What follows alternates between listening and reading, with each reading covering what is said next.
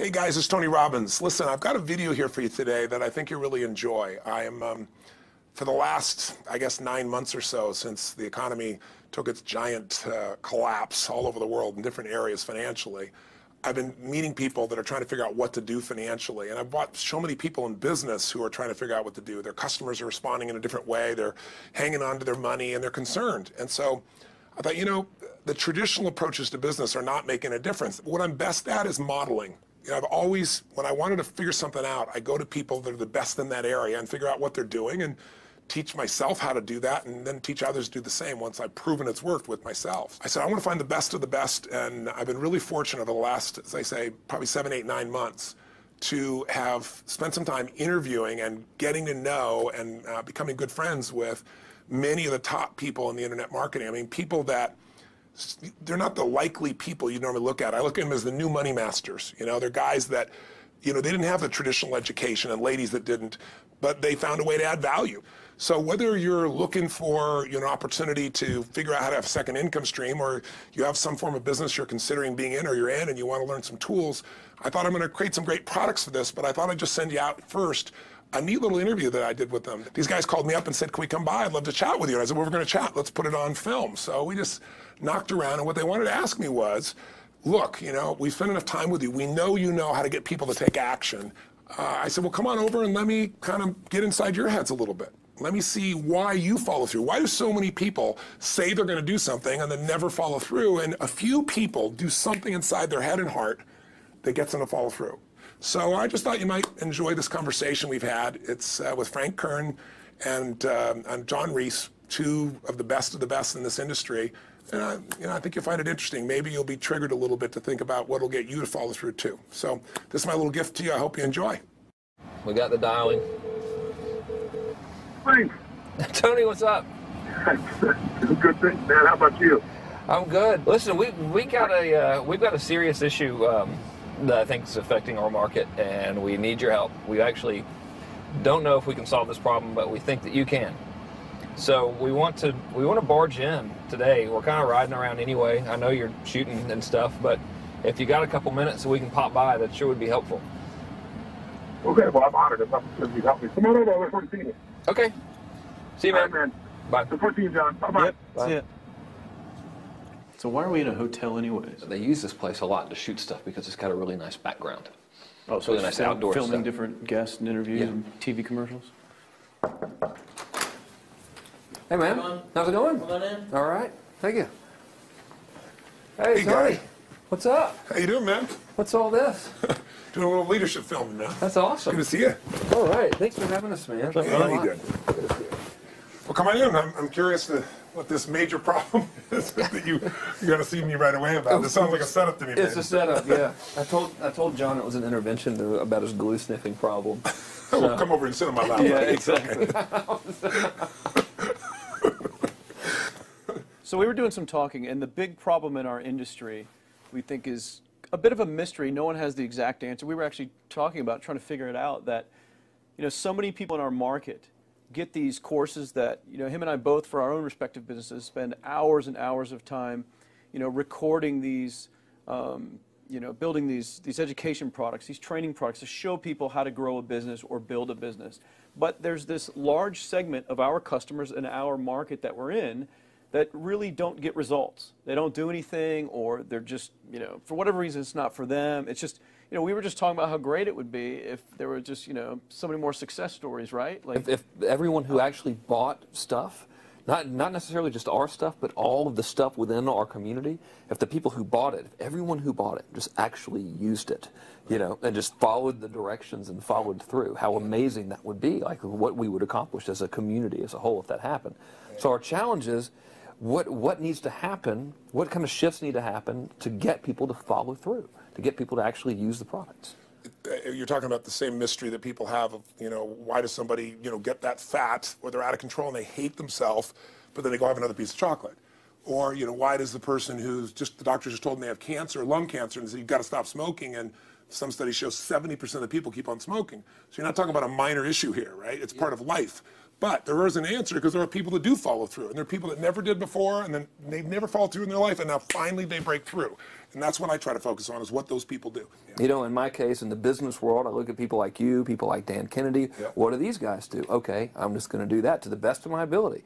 And sure, you know, it's like, well, oh no, I can't write copy as well as Dan Kennedy, or I don't have as much energy and drive as Tony Robbins. Well, But you didn't start. so like, what? You didn't know, start I mean, so out I've got as much Frank as I Kern. got. You didn't start out Yeah. who you are. You started out trying to make how much? Come on. $300. Yeah, Yeah, a week. A week. $300 a right? week, yeah. And you failed at that in the beginning, didn't I you? failed pretty miserably, yes. But it was effortless to fail. I mean, it's just like natural, you know. But truthfully, you went from $300 to, I remember you said your first time you believed, if I remember, was when you made like $2,500 in like It 4 or was 5 5 days when I was on vacation. while you're on vacation. That was when the true internet marketing dream was realized, you know, Right. because I sold a downloadable product and I wasn't even there. I didn't have to ship anything. I was like, oh my God, this was so great, you know, $2,500. And to me, that was just a gazillion, you know, because my rent, I think, was like $400 or something. And when you've told me that story before, and you just did it again, and you get you big grin on your face. Right. You get more excitement on your face than when you talk lights about up. doing 18. Than when you talked about doing the 18 million, which I know you're proud as hell of, and you didn't get all the money, but you made 18 million bucks for somebody in That's pretty 24 good. hours, right? Yeah. But look at your face. It's like nowhere near as excited as $2,500 in 5 that's the days, same baby. thing, though. I mean, the It is. $2,500 is just as, there's no difference. No, I there's don't even think. more, because there was a moment when you recognized what was possible, but you didn't recognize it until you actually experienced it, but you only experienced it because you had to. Right. You had to keep going until you found it, just Yeah. like you did. You Yeah, had to keep absolutely. going until you found And it, it's right? like the validation that the fear doesn't have to matter anymore. That you don't. There is no other. That, you know, not having the plan B and knowing that you're going down the one path towards what you want. Yeah. It's the validation in your brain that, hey, this works. It may not work yet on the level I want it to, but it works. I've Right. just proven it to myself. Right. And for that, I win. It's game Right. over. I've already won. Yeah. Because I've proven it to myself. Right. So it validates everything in my mind that I want to do now, just at a higher level. Right. And doing more of it. That's it. Right. You just now leverage it. You now just stack it. So what do these people need to get started? Why aren't they starting? We all know the answer is fear. But the difference with you guys or me or anybody who's followed through is we're more afraid of what life would be like if we don't follow through than the person who's willing to settle for what they got and kind of hope it'll change and maybe purchase something for the moment and then not follow through on it. It's almost like people, overachievers, have a little more fear. They're a little more afraid of missing out. They're afraid of not being there, or they got a strong enough reason to follow through. So I'd say if you're looking at home, you want to give somebody some value, go, where do I start? I'm sick of this. That's a damn good place. That's probably why they bought the product in the first place, but now To they're escape not. from that for just a minute. What's that? They bought it. They bought the product to escape from that state. Just for a moment. minute, yeah. So, because well, guess what? What makes people excited is progress. You don't have to be at the goal yet to feel alive again. You have to make progress. And the first step to progress is making a decision and buying the product. But then they don't do the second step, which is open the damn thing up. I think another powerful distinction that you're hitting on here is the fact that a lot of people that have breakthroughs in their lives, like including Frank and I both in different, success stories, situations, whatever you want to call them, is that, people typically hit rock bottom Yeah. before that must is a reality. You're right. So in thinking of that, because a lot of things as well, like we hear in marketing, like if you had a gun to your head right now and you had to make money in the next, 48 hours, what would you do? And that really resonates with people. But so I just wanted to bring this into the conversation because I think a big part of the market of all these people aren't people that have their backs completely against the wall yet. That's right. Okay, so they're not in a must situation yet. They're in a desire situation where they're okay in their lives. They do have big dreams and ambitions. They do want greater things, but it's not pushing them yet to the point where they will do what it takes To master have the something. must. So what do you think? How do people go from not having their backs against the wall when they have no choice to say I'm totally sick of this, Right. to conditioning their minds to go from their situation where they are, which may be okay, Yeah. to getting something greater? Well, think about this. What pisses you off and what excites you is all relative. $300 a week, no, $2,500 excites him more, that memory to this day, than even the $1 million, he did in his first 24-hour version, right? Or you breaking the 4 minute mile, $1 million, that must have been out of your mind. Tell me about that for a second. What did that feel like? You make $1 million in 24 hours, nobody in history of the internet's done it. Euphoria. Yeah. It was unbelievable. What was your... It wasn't even about the money. It That's was just exactly weird. right. That's exactly It wasn't right. really about the money. No, it wasn't. I wasn't thinking like, oh, that's how many cars I can buy. No. It just wasn't. It was just breaking through like another barrier of progress. So at that point, it wasn't about your back to your wall. at that point, what it was really It was about. a further point for my fear, is what it really was. Further point for your fear, and for some people, and I think in some cases, it's also a recognition of who I am and what I'm capable of. So for somebody whose life is already great, this is about, what if I could take on another skill that could create more freedom for my life? And just saying, I'm not having to go out and try and do it all perfectly right now. What I'm going to do for the next 8 weeks, I'm going to create a little ritual. I'm going to do one thing a day to condition my mind, right, so that I get strong, so I follow through. I'm going to read something. I'm going to listen to something. I'm going to immerse myself. I'm going to go for an intense jog, or I'm going to go lift weights, but I'm going to do it consciously to get in a state where I'm going to follow through. That's number one, because people follow through when they're in state. Second, I'm going to get clear about why this is a must for me. It's not because my back's against the wall, but because I want to master an area of life that could create some freedom. I'm not going to master it overnight, but I got the system, I got the plan. I'm going to do one thing a day. I'm going to work on one subject a week. This week's going to be about figuring out what the right product or industry is. Next week's going to be basics of building traffic. And each week I'm going to make a little progress, and I'm going to get to a goal, whatever that is. I'm going to make $1,000, my $300 in a week. I'm going to get to my $2,500. That first $2,500 is the most excited. Unbelievable. The first $300. I remember It's the most life-changing, too. It is the most life-changing. I remember I was supposed to be a truck driver, making $24,000 a year, because I'd be making the most anybody in my family had ever made. How'd that work out for you? Yeah, real well. Thank God I'm not driving a truck, right? I think you could pull the truck. I figured out I could pull it with my finger, Yeah. man. I could do it with my teeth. I could pull it with my teeth, right? 36 grand a year was the goal. If I could make 3 grand in a month. When I did that, was out of my mind. And then it was like, could I make 10 grand a month? Then it was 10 grand in a day, then 100 grand a day. Then could I make $1 million in a day? I had a day where I made $400 million in a day. The stock value of the company I took public, my personal stock. But it was probably after I did it, though, so it doesn't really count. I'm just joking with it. You're right. People don't remember who's first, Tony. I 400 totally agree million, with a you. million, Yeah, it's all who the cares? same. Who cares? No, I'm not saying that's to brag. amazing, though. I'm not saying No, to no, brag. of It's course. because they told me when I was on stage, I had this audience of about 15,000 people at the Continental Center. It was during a stretch break. I was doing what I loved, rocking the house. Everybody's going crazy. And they go, the stock's worth $400 million right now. I was like, wow, that's cool. It's like, okay, I don't want to sound stupid. It's like, what's next? And I went right back to what I loved. Once you break through, then it just becomes a game. The people that are getting your products have not yet broken through in most cases. The breakthrough happens by conditioning your mind every day, by feeding it a role model or a story. It's putting yourself in a peak state where you follow through by getting physically strong. It's creating a little ritual of doing a little bit each day, and then you get momentum. But the most important thing of all is what we started out with. Why? Absolutely. Why is it a must for you? It doesn't have to be you're against the wall, but it has to be something you're hungry for, because the only difference in people is hunger. And if you're not hungry, get around people that are hungry and something will hit you. You watch a conversation, you get around people that are doing better, and all of a sudden you start going, my life sucks. I remember I went to a guy in LA. He's one of the most multi-billionaire guy, I'll never forget. And I lived in the Del Mar Castle, and I was really proud. That was like the symbol of me having taken myself from being poor to providing for my family this great place. It's built from castles in Europe overlooking the ocean, not far from you. And I went to this guy's house. He's a billionaire. He took me down to his wine cellar. I don't even drink wine. Went through this whole thing. At the end of the night, I was depressed. I lived in the Del Mar tenement, as far as I was concerned. I really was. I was like, I live in a crappy place, and all my standards changed. All of a sudden, I wasn't willing to settle for living that. All of a sudden, my back was to the wall in a different way, because as a man, I knew I was capable of more. So people can change their standard by getting around where it's better. People can change their standard by getting associated with what's true, like the bills they got to solve, the problems they got to do it. Or they can do it because they're excited, because it's something new they want to take on. Everyone's different, but they got to find the why, and they got to come up with some daily rituals to get them going, and just do a step at a time. That's where you get momentum. Awesome. That is awesome. So, think about what's the holy grail between somebody taking action or not. It's one word: certainty.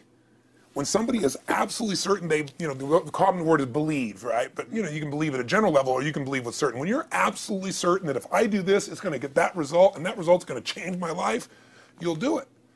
When you think it absolutely is not going to work, you're never going to do it. The middle no man's land of maybe it'll work, maybe it won't, that's the piece that kills people, right? So if it's a must for you, you got to make it work, right? In our case, right? That's an example. If it's not a must for you and you're not sure, you don't know what to do. So years ago, I'd look around and say, okay, how do people get themselves to follow through that haven't been following through? What's the difference? And I started interviewing hundreds of people, literally, and eventually thousands, because I had thousands of my events. So I'd ask the group to give me their feedback. And I came up with this model. It's like the holy grail of belief, or the holy grail of momentum. It's like the difference between what makes the rich get richer and the poor get poor, right? And the difference we all know is mindset, but like, how's that built? So this is what I did. I created stupid little 4 little boxes, and I'll scribble it here for you. You think about the first thing that determines whether you can do something or not, and I put that in this first box at the top here on the left side, and it's potential. Like, what's the potential of a human being? Like, when you guys started, you proved something no one had done in history. You ran the 4-minute mile, right? For golly knows how many centuries, they're trying to run a 4-minute mile. Roger Bannister does it. How did he do it? Do you remember? You did it in this industry, right? You made $1 million in a day. No one had ever done that in history, right? After you did it, a bunch of other guys are doing it because it became possible. Roger Bannister didn't just go physically practice. He made a shift in his head. He practiced in his head because he could never achieve it physically, so he had to change in his head first so that the result became certain enough he believed it, and then his body got him through. After Roger Bannister ran that 4-minute mile, within 2 years, 37 people ran a 4-minute mile. Wow. When no one in history had ever done it. Now, here's how it works. The potential for anybody getting your product is extraordinary. They could do what you've done as much, more or less. They can do whatever they want to do. The potential's there. The market's proven that. Whether or not they tap into that potential has a lot to do with what action they take, which is the question you came to me with, right? Like, you know, God, they all have potential, but they're not taking action. And we all know that the action they take is going to determine the results they get. That's pretty obvious. So most people have a belief about what their real potential is no matter what you tell them. And that affects how much action they take. And of course, that affects the result. And then ironically, that result reinforces their belief. And then that belief affects it. So I'll give you an example. Let's say a person has unlimited potential, we all agree. But they take little action, little results. Why? Because they have to start with a problem with their belief. They don't believe it's really going to happen for me. Maybe for Frank Kearns because he's got the cool hair and stuff, or maybe it's for you because you're so driven, but it's not me. Maybe Tony Robbins because he's a freak, got these big teeth. Whatever their thought process is, right? They got this thing, right? But what happens is, if you believe that there's very little potential, how much action are you going to take? Nothing, little. And when you take little potential with a little action, what kind of results do you get? Lousy little results. And when you get little results, what does that do to your belief? You go, see, I told you this was a waste of time, told you this wouldn't work. And then what happens? You tap even less potential. You take even less action. You get even worse results, and your belief gets even weaker. And this sucker feeds on itself until you are in a downward spiral. It's poisonous. It's poisonous and it's self-fulfilling. Now, what if something could happen that could come along and fill you with a sense of absolute certainty? Not like I believe, but mean where you know. In you guys' case, mine as well, we knew because we had to. Because we burned the boats. There was no other option. We had to find a way. We weren't going to live that way. We all did it in different ways and for different reasons, but in essence, that was it. If you get yourself in a state of certainty that this is going to work, I'm going to find the way, and if this doesn't work, I will make the way, then you tap a lot more potential. And when you're certain in your potential, you take massive action. When you take massive action, you really believe in something, you get great results. When you get great results, your brain goes, see, I told you I was a stud. I told you this thing would work out. Now you're even stronger. You tap more potential, take greater action, greater results. That's how you went from $300 in a week to $2,500 in 5 days to $100,000 in a month to $1 million in a day. Same thing with you. And we get momentum. That's why the rich get richer and the poor get poorer. Now some people go out and they go, well, I'm going to take a bunch of action. All right, I'm going to open this product. I'm going to try it. And they'll say to you, I even did it. But it's like a salesman who goes and knocks on the door, and he knocks on 100 doors and says, You don't want one of these, do you? yeah, exactly right. You know? And even if he doesn't say it verbally, his face says it because he doesn't believe it's going to work. So his voice, his body, the execution is so weak. Maybe if he talks to 100 people, somebody's going to buy out of pity. They don't want his kids to starve, right? But he's not going to get the result. So the core difference in people is how do you produce certainty when the world isn't giving it to you? You go out and you try. In your case, you're 100,000 in debt and nothing's working. How do you keep yourself going? The way you did it, the way I did it, the way you're doing it, we may not have done it consciously, is we didn't change our potential. That was there. And it wasn't even taking more action. Taking more action with a belief it's not going to work, it's not going to change anything. We got results in our head that made us feel certain as if it had already happened. True or false for you? True. Right? So give me an example so people know I'm not just making this crap up. Well, I mean, just like when I had nothing, I already knew I was driving like Ferraris and Porsches and stuff because I always wanted those cars. I already knew I was going to have them. It was inevitable. Right. I inevitably, that was just my inevitable outcome. But how did you do that? Did you have a ritual? Did you think about it regularly? Was it one time you thought about it, or was it something you had an obsession towards? I had an obsession towards it. I mean, I used to work at a video store, which was the last job I ever had in my life. Thank God. And I used to go to work almost every day. and I used to bring 2 magazines with me to read on my breaks. Entrepreneur magazine, just to read about business and everything else, to read about what other people are doing, look for role models. And I used to carry an Auto Trader with me. And I used to look at Porsches that were for sale. Yeah. And people always used to ask me, what are you doing with that Auto Trader magazine? I'm like, well, I'm just picking out the Porsche that I'm going to buy. Right. When Which probably got you a lot of crap. I did. People made fun of me. Sure. I actually had a boss at that job tell me, you know, you really shouldn't do that to yourself, John, because it's very, very likely that that is never going to happen. That it's very likely that you're never going to have that car. Yeah. That's the kind of belief he was trying to put in my head.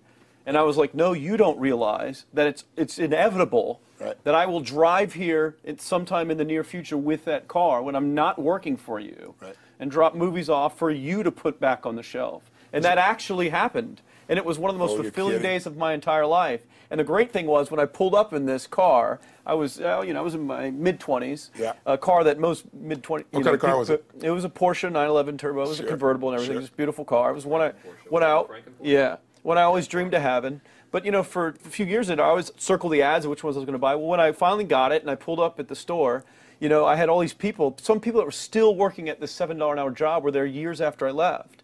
And I'll never forget this, even the boss and stuff, and the reaction of the people was like, wow, that is awesome. Yeah. Is that your dad's car?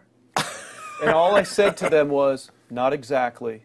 Good for And you. I just smiled and just left. But it was, you know, it's the weirdest thing, but I just knew it was going to happen. But you knew it because I conditioned myself you to did it to over and know over it was- again. yeah. When I was in high school, I was not a popular kid, but I was passionate and intense, and I'll never forget. Some people, some particular girls gave me some crap, and a guy too. And I wrote in their journals or their annual yearbook at the end, I wrote, someday, I said, you treated me like hell. Someday I'll be rich and famous, and you'll be an effing truck driver. And you'll be sitting there, I'll be with with this beautiful woman of my life, rich, and you'll be watching me on television thinking, you wish you would have treated me better. I actually wrote this shit in people's annuals because I went to a 10-year high school reunion when the people showed me this stuff, great. right? But it's like, I burned the bridges, baby. I was like, this is how it's going to be. So I'll give you a perfect example of this. You know, they did studies, many have been done at this element, where they want to say, how much does the mind affect performance? So take basketball. And I've worked with a lot of NBA players and turned them around, and one of the problems many of them have is they'll choke on the free throw line. Well, everybody knows in that case, if you normally shoot really well and now you're not, something's interfering, something's getting in front of your state, some uncertainty, right? Obviously. So they take a group and say, we're going to make them better. How do you make somebody better who has got this mental block? So they take a group of guys and they're going to do free throws, and they do one group where they just practice for 6 weeks. Totally intense practice, and I forget the number of free throws, but they got to do this many free throws every day. Take a second group, and they have them not practice at all. Obvious.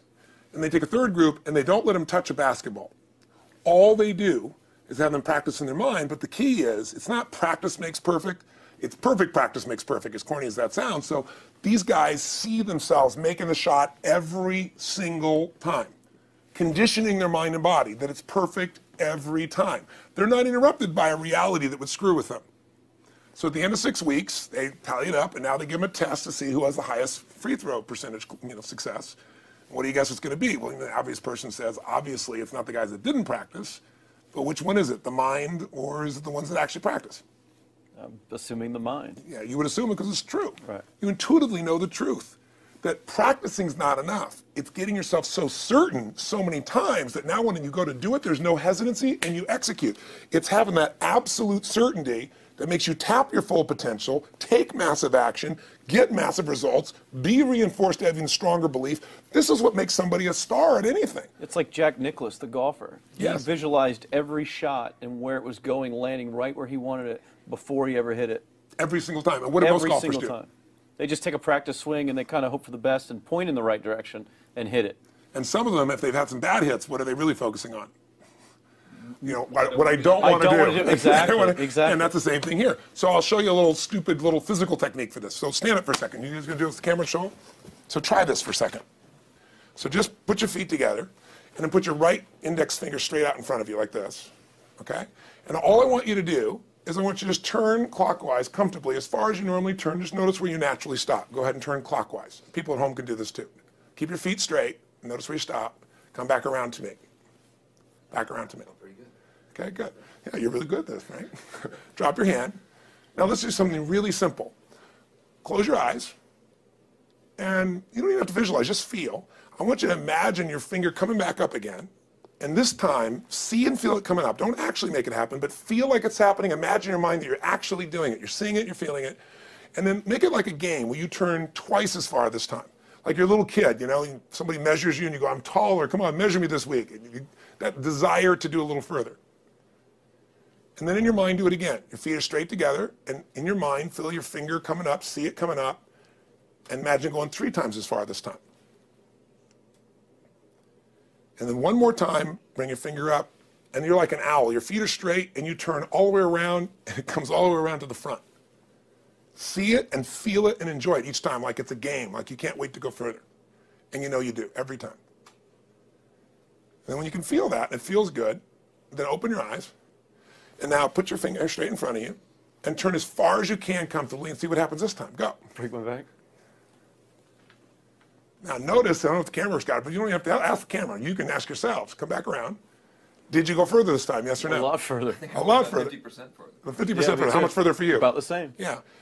The average person will go 25% further. Now here's the question. We're superior. We're superior pointer. There you go. It's You know, superior right finger pointer. Thank God. So, did you have the potential to turn as far as you did the second time, the first time? Yes. Why didn't you? I didn't believe it, I guess. We have beliefs about stuff we don't even know we have beliefs. You have an unconscious belief about how far you can turn comfortably. The first time I did it, when I pointed straight back, Yeah. I thought that probably shouldn't even go that far, like it was going to hurt me or that Yeah. I wasn't capable of going any Yeah. farther. It's like, And how much further did you go this time? And the camera I knows pointed over there, That's about over exactly there. right. Now here's the difference. The potential was there the first time, and you took action, and you got a result. But it was 50% less than what you did later on. And the only difference is they changed your belief. How did I change your belief? We didn't work harder on your potential. We didn't take more action. I got you to see the result in advance. I got to see it vividly 2 or 3 times. That's all. Of going further, and then your brain went, oh, I know what to do. Boom, it went there. Isn't that what you did by looking at your cars every single day and envisioning it?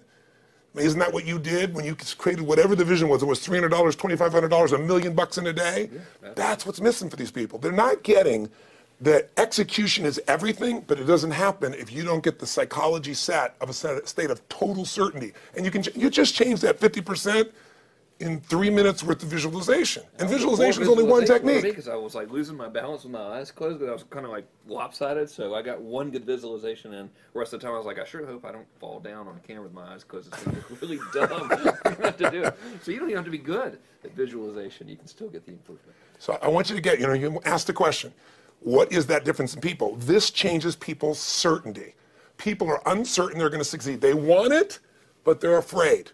The best way to deal with a fear is get a big enough reason that makes you have to succeed, or condition yourself where you see it and feel it so often that you're certain that you just do it. That's all it really takes. That's awesome. You know, this worked. I was thinking this while you were talking about going to the Sit down so we can hear this, and we'll go. You were talking about working in the video store and looking at the Porsches and stuff. I used to drive around in my car, doing the cold calling on the credit card machines. And one way that I would avoid cold calling, the pain of like cold calling and knocking on doors and everything, would be to listen to your stuff and listen to Jim Rohn's stuff. And I would just drive around, no particular destination, just to listen to it. And strangely, I still like to drive around. I prefer to listen to that stuff in the car for some reason. It's because it's where you got imprinted. I guess. I mean, it's like, well, I'll just drive up and down the coast and check out the ocean. Yeah. So I would drive around, and I would envision myself holding those types of seminars and teaching people that kind of stuff. And 3 weeks ago, I was teaching a seminar in San Diego, and I was talking about beliefs and envisioning things, and I had to stop. And I shared with the audience, I was like, you're not going to believe this, but I actually used to envision this very moment of me talking to you right now. So it really, really works. Definitely works. Makes a difference, I'd say. I'll tell you what, I worked with Andre Agassi in 1993, I think it was. He'd been #1. He dropped to 32nd in the world.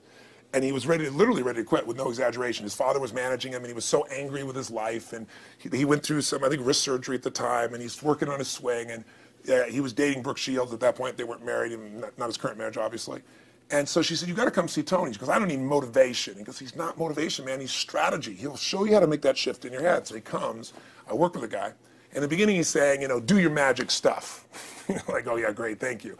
And I said, tell me, if you ever hit a tennis ball perfectly, and I'm trying to get him in the zone to remember that time, like you visioned, where he was perfect at it. He goes, of course I have. And I get him vision over and over again. And finally, he's in the zone. He's feeling that again, right? He's seeing it, and he's feeling certain, and the swing is going perfect. And I said, how's that feel? He goes, it feels perfect. I said, but are you thinking about the swing? You're not thinking about the swing. You're not thinking about how to do it. You're just seeing the result you want so vividly that it's there. So all I did was train him how to go on that state over and over again. He won the next weekend. The second weekend he came in second. Within 6 months, he was #1 in the world again. And he gave me unbelievable credit. But all it was conditioning the mind. You did it with tape, so did I. We were just talking about this earlier, Pam and I. I used to go when I was 17 years old down in downtown Los Angeles, this place called Night Education, K-N-I-G-H-T, like in the night. And I'd save up all my money, work as a janitor, and I would get these tapes and listen to these things over and over and over again. I went there for years, and I didn't have enough money, and I leveraged everything I had, but I knew how to train my mind. It's the one thing I knew how to do.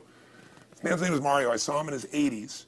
You know, he obviously knows how my life turned out and was very proud of the role he played in that process. He used to tell people the story. This guy's the real thing. He didn't just start out this way. This is how Tony did it. He listened to these tapes. He conditioned himself, right? This is the real stuff.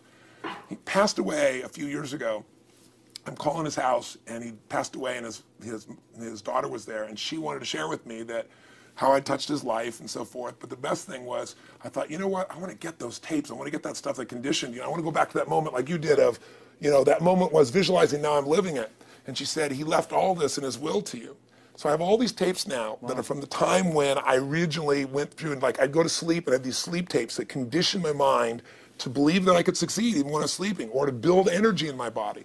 And anybody who wants to succeed has got to know it doesn't just happen.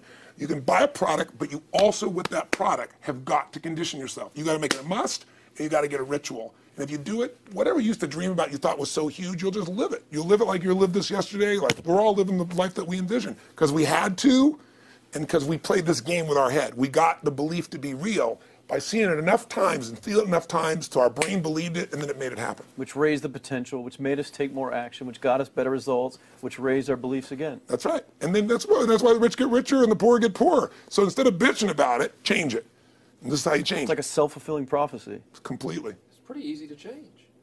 Just that one simple exercise was amazing. I'm still like, holy crap, you know, I wonder what else I can do now. But look what most people do. Most people do the opposite of that, right? They get the product or they think about doing it, and what do they envision? It's not working. That's right. The excuses. So they envision it not working. As soon as they envision it not working, they feel uncertain. As soon as they feel uncertain, how much potential they tap? Little, if anything. And so they send back your product, and they listen to the damn thing, you know? And guess what? What does that do, by the way? They make that as another lousy result in their life. I didn't even follow through on that, and they believe even less. This process is the holy grail. It's where the whole game changes, and anybody can do it, and they can do it in a few minutes. And if they do it a few minutes each day, then they get a different life. They do it a few minutes one time, their life changes for the day. We're defined by our rituals. Everybody's got rituals, certain things they do every day. And what we three have in common, and anybody that I know of who has a life that they're living that was once a vision, is we saw it again and again and again, even when it didn't work, even when you lost 100 grand, even when I'm working as a janitor, there's something we would not give up on.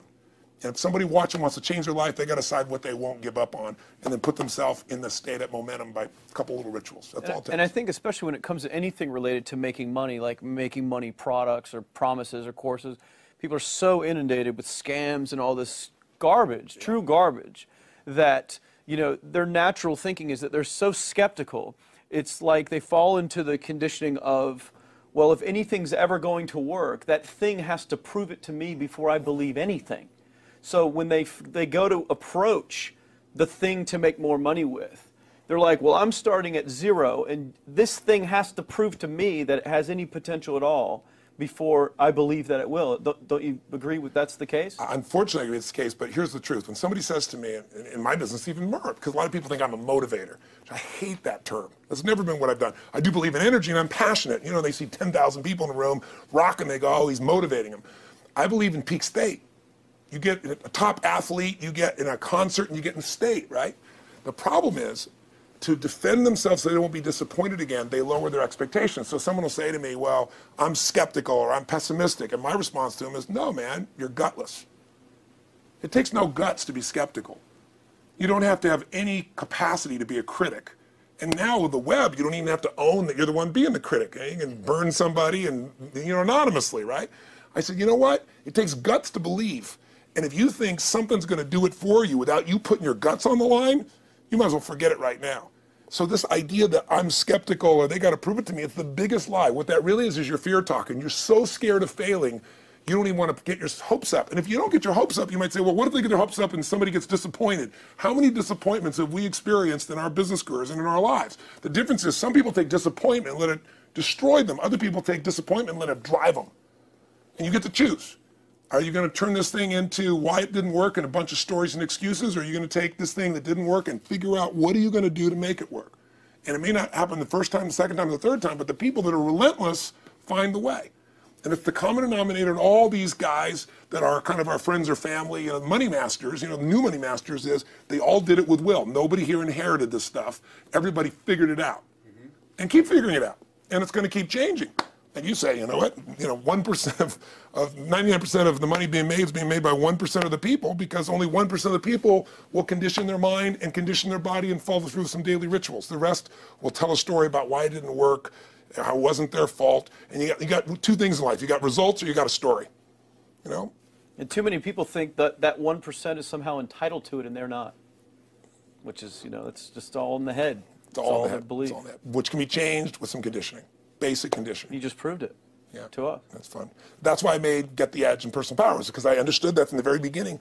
Originally it was 30 days, and years later people would say, I've heard all the great results and everything else, man, but I don't have 30 days. And I'd be behind the glass, focus group, watching these people want to shake them like, you don't have 30 days to change your life, I thought, okay, I'll make it 7 days. Just one, because after 7 days, you get momentum. I mean, think about it. When do people's lives change? In a moment. It doesn't change in 10 years. Your life may have sucked for 10 years, but there's one moment when your whole life changed, the moment you decided. When you said, no more, and I'm doing it, and you kicked yourself in the ass, and you made yourself go do something, right? When you finally said, enough, no more, I quit, or let's begin, or I love you, there's a moment when somebody's life changes. And that can be gotten in a couple of days. So people watching don't have to wait until they've mastered everything. They got to get started and do what's next, and just put themselves in a state where they start making some progress. Well, there it is. I think that's the answer that can help solve that problem with a lot of people. They'll just pay attention to it and do it. The bottom line is, all three of us and some of the people that we consider as family that are part of this process, we've all done well, and we don't need to do this stuff. We're able to do the stuff because underneath it all, people can see in your eyes, Frank, when you talk about $2,500 you made that day and the joy, right? Or you talking about not willing to settle, and just, I don't care what they say. They tell me I'm going to sit here and I should lower my expectations. I'm going to be driving my car in here and they're going to be delivering a video to me. There's something inside of every human being that will make it click, that'll make it so that today is not like yesterday and tomorrow will be different forever. And that process is an emotional hook. And what I hope is people watching this stuff, maybe something in here will piss them off enough or remind them of something or say there is a plan and it isn't just luck. And if I just get my big enough why, and I get a little system for conditioning myself, and if I start to feel overwhelmed, I just do one next step. And I keep learning and keep moving forward, I will get there. If we accomplish that out of this conversation, then this conversation was kick-ass and fun, not just for us, but it'll be something that we'll be really proud of a long time. Whether that happens or not really has nothing to do with us, but whether or not people take it in as real and do something with it. I hope they will. I think a lot of people will. I think they will. Thanks a lot. I think it was awesome. Thank you. That's been a And blast. appreciate it. your shoot here. Yeah, go back to the next one. Yeah. Thanks, guys. Thanks. Yeah. Thank Appreciate you. it. Really appreciate it.